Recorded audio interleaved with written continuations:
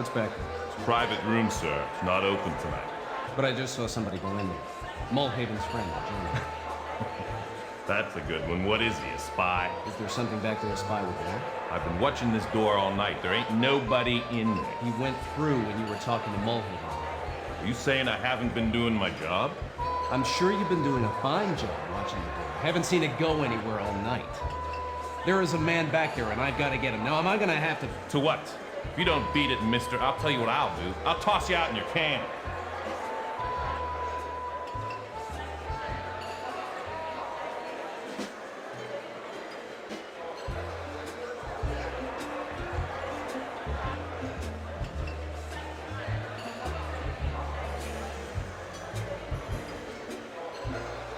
This might just come in handy.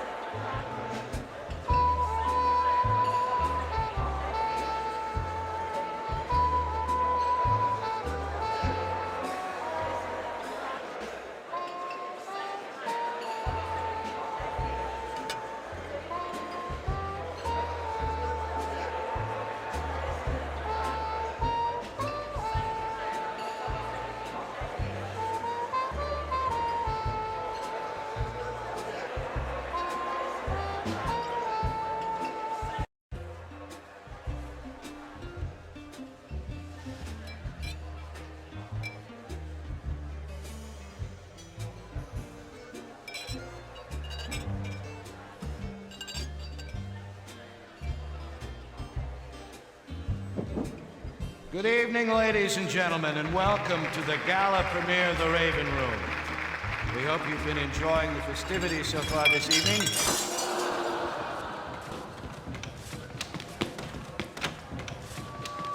What's going on here? Huh? Break the door down. Open the door. Get in there, dude. Will you open the door? Let's go for it. Come on. Come on, fellas.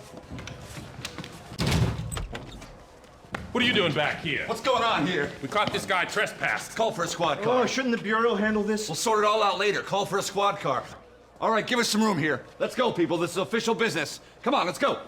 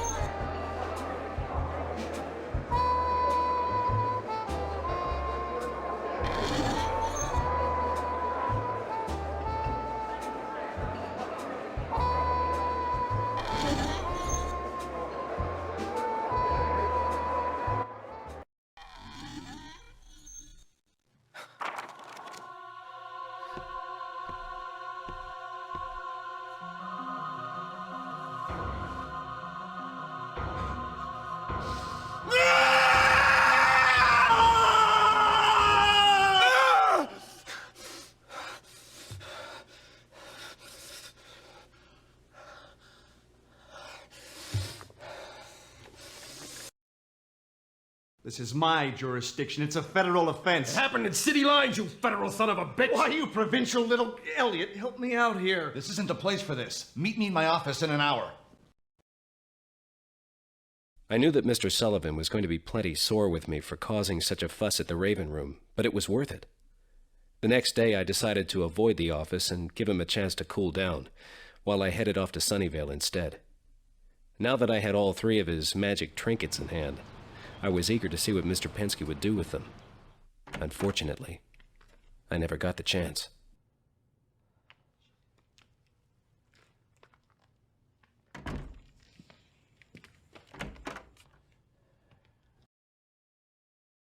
Where's Mr. Penske? I'm sorry, who is it that you're looking for? Mr. Penske? I'm sorry, there's no one named Penske here.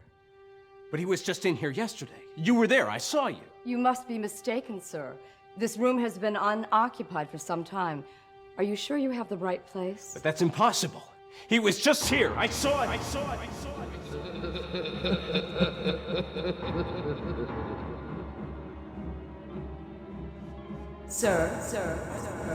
it. Sir!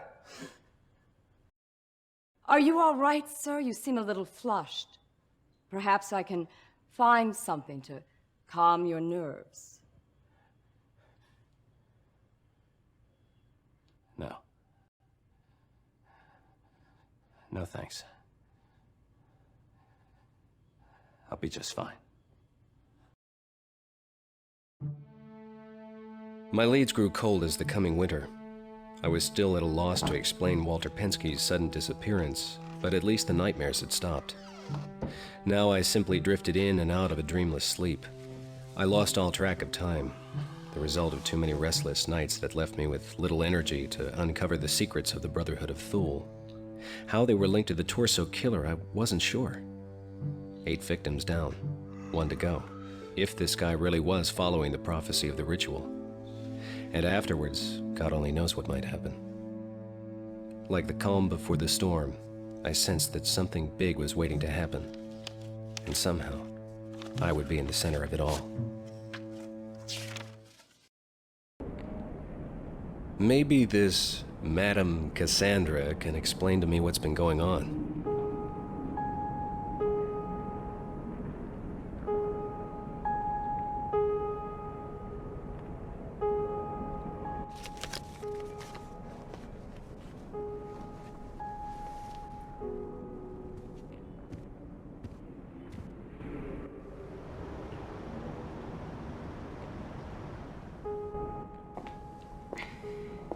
Madame Cassandra awaits you.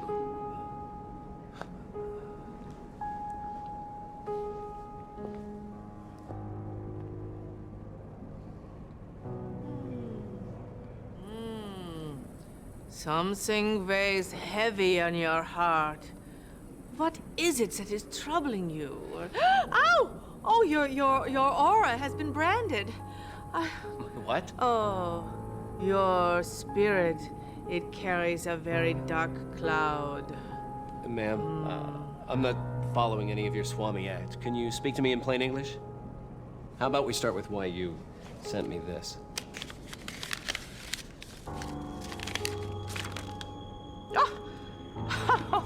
Why? You must be the young man from the COI. That's right, ma'am. I'm Jim Pearson. Now, Madam You're Cassandra? among friends now, Jim, please. My name is Cassie. Oh, Dottie! Dottie! Oh, hello, Dottie. Could you please bring Mr. Pearson and I a cup of tea? Yes, madam. This Madame Cassandra bit, it's just for my clients. Thank you. Now, I'm sure there's lots to talk about between you and I. Yes, ma'am. Well then, shall we begin?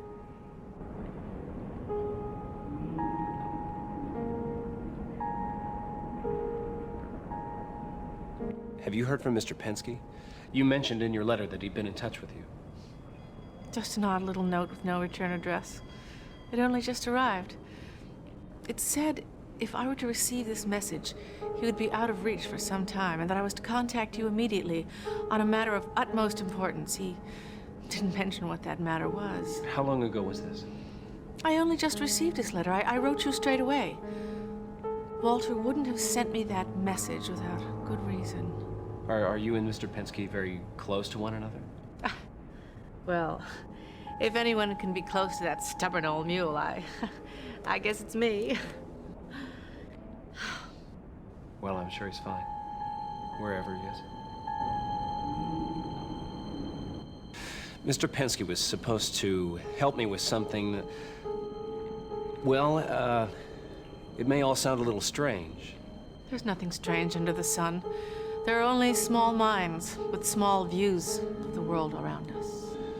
Well, he had me find these 3 trinkets. A book, a feather, and this fang.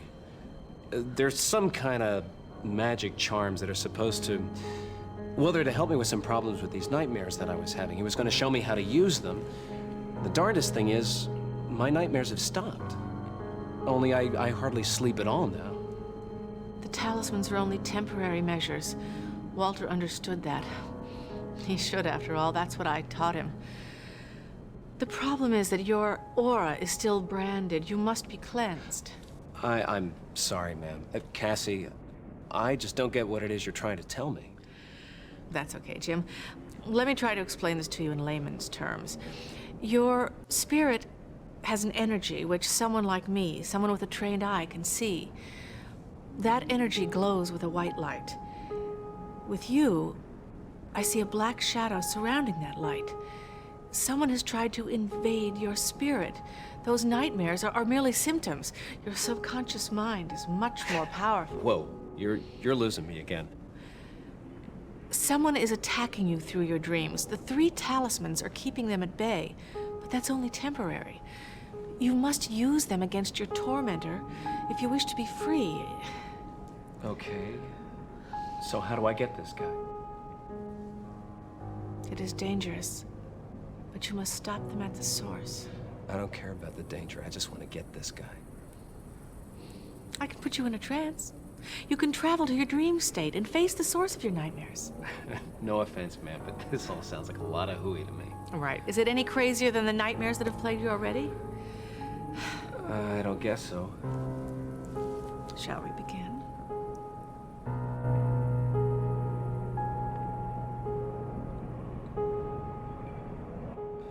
Now relax.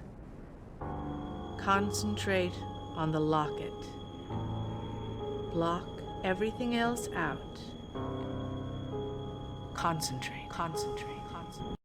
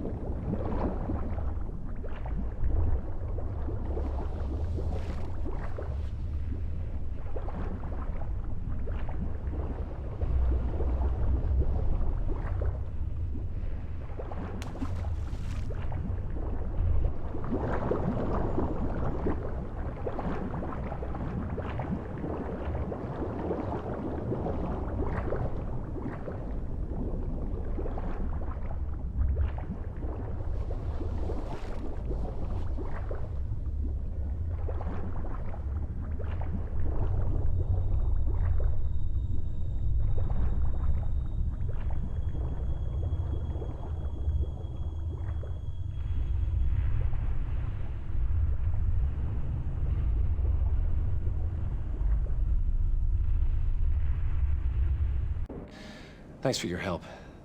You're quite welcome, Jim. I'm glad to help.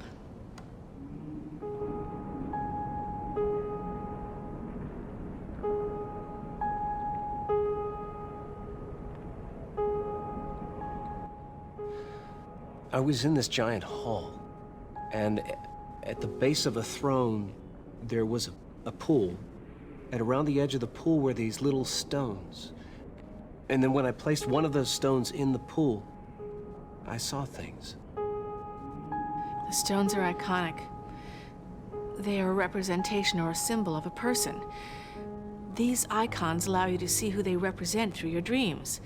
It's a simple matter to create these icons. All you need is a personal item or some kind of totem to represent who you want to see.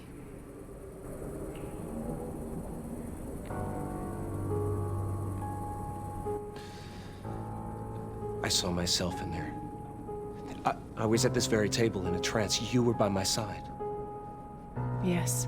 Your attacker must have obtained a totem of yours. Any personal item of importance would have worked.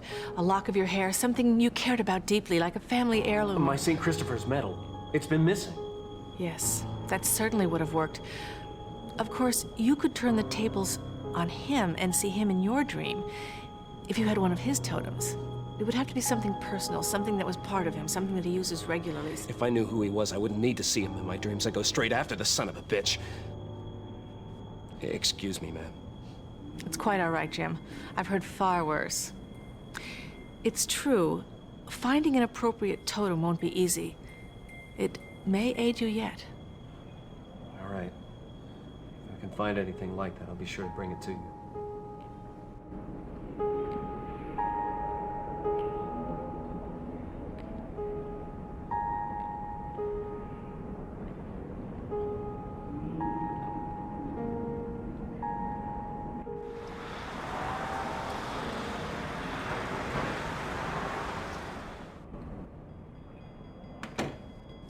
What's on your mind?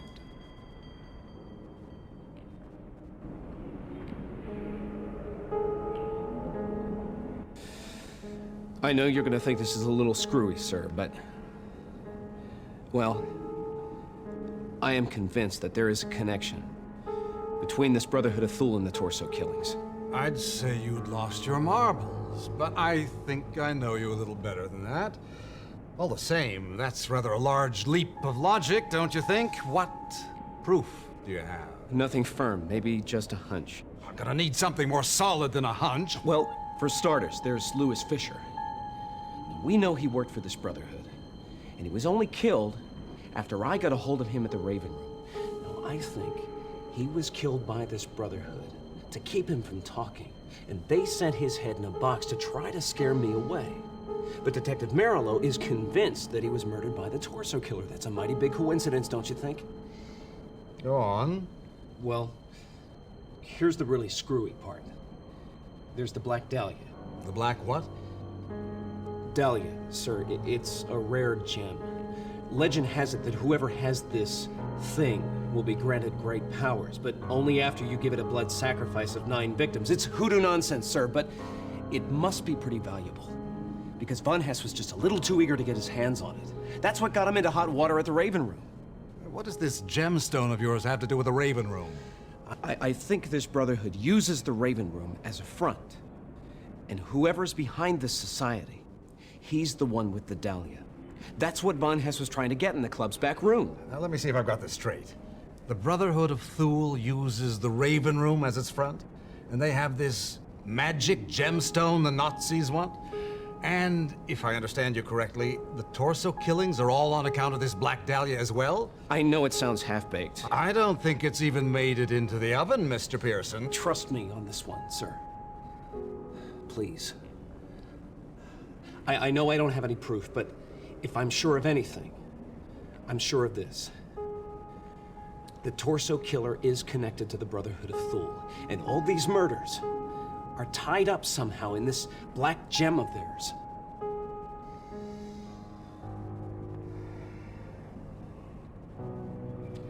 Very well. I'll let you pursue this. For now. Talk to Winslow and Merlo. See what they've got on the Torso killings. See if you can't find some solid evidence of a connection to the Raven Room. Now, I'm sure I don't need to tell you we can have no more incidents like the one we had at the party.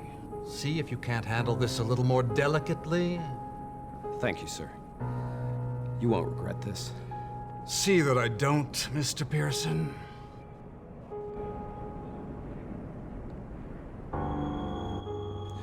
What happened to that Von Hess fellow? He's in Winslow's hands. I've requested that he be turned over into our custody, but I'm afraid the FBI has all the pull with the men in Washington right now. I should imagine, however, that at the very least, he'll be deported to Germany.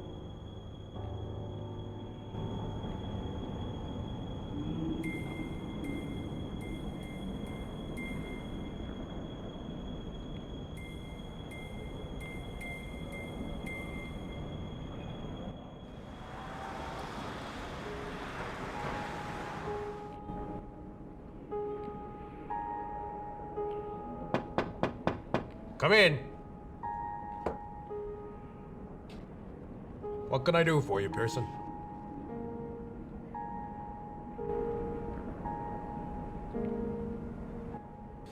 I'd like to see the evidence in the torso case. Yeah, right, kid. Why would I need another Fed interfering in my investigation? One's plenty. Because I think I can help you. You know, kid, you made me curious. Why do you need to see the torso evidence? Oh, come on, detective. You smelled a rat ever since my man's head turned up in a box. My case is all wrapped up in this torso killing business. You know it, I know it. All I'm asking for is a little help. Let me see the case file. If anything in my investigation turns up that should have a bearing on your case, you'll be the first person I come to. Or, if you prefer, I can go straight to Winslow. You know, I'm beginning to like you, Pearson. You'd have made a good cop. Who knows? Maybe you can help me. Nothing like getting a fresh pair of eyes on it anyways. Here you go. Knock yourself out.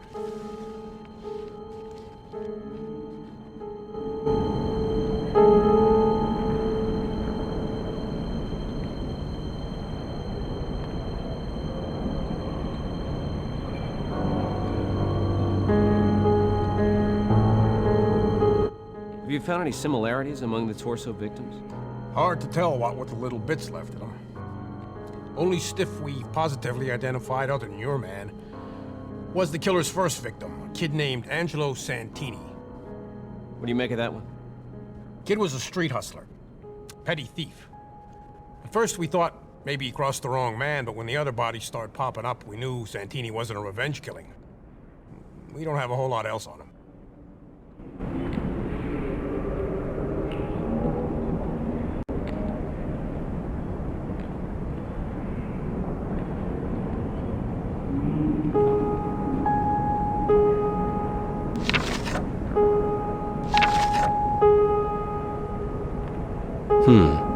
I wonder if this Santini's home bears checking into.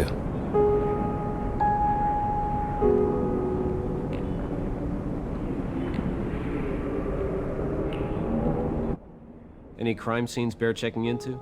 Funny you should mention that, because there was one place I was just thinking about checking again. We found a few bodies around a pond just off of Kingsbury Run. The sewers all run into it. We thought he might be using them, but there are miles and miles of them. You might want to try checking them yourself.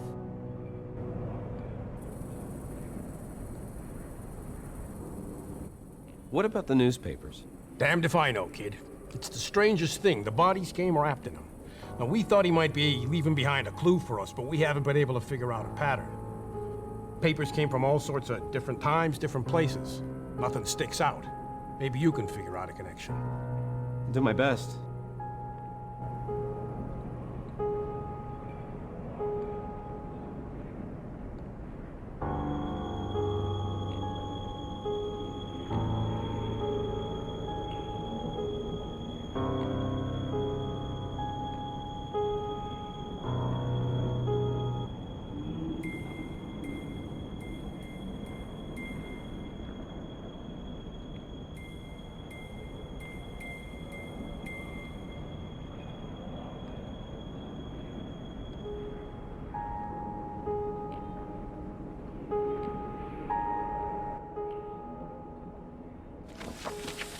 Thanks, Detective. Anything for you, kid.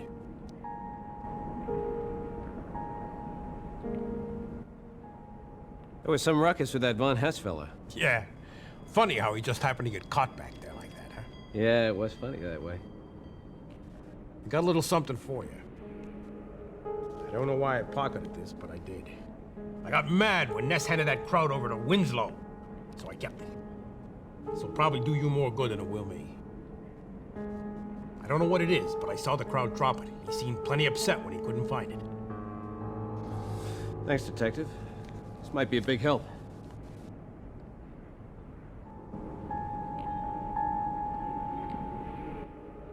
Do you know what happened to the medallion Von Hess had on him? What? The medallion. It was shaped like an iron cross. He had it with him at the party. Sorry, kid, I don't know anything about that. But if he had it with him at the party, the FBI should have found it when they tossed him.